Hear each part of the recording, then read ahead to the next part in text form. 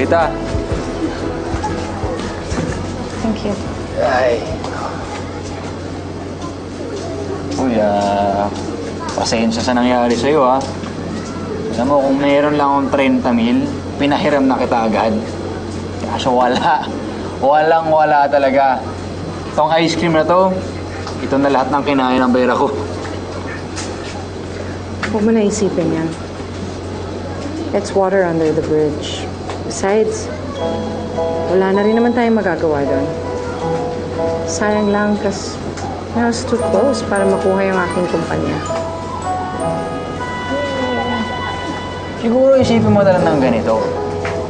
Baka lahat ng mga nangyayari sa'yo, parte lang siya ng isang malaking plano ni Lord para sa'yo. So, pinlano pala ni Lord na mawala ang kayamanan ko.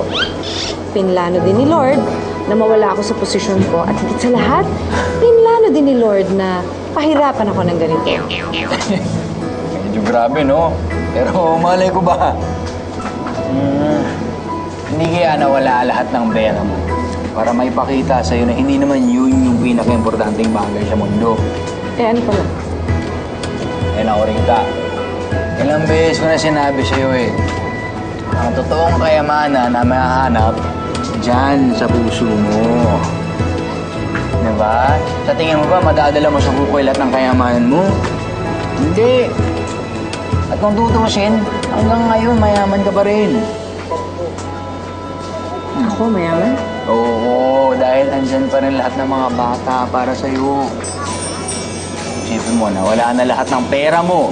Nawala yung kumpanya mo. Pero may nahanap ka namang bagong kayamanan. Tapos andito pa ako.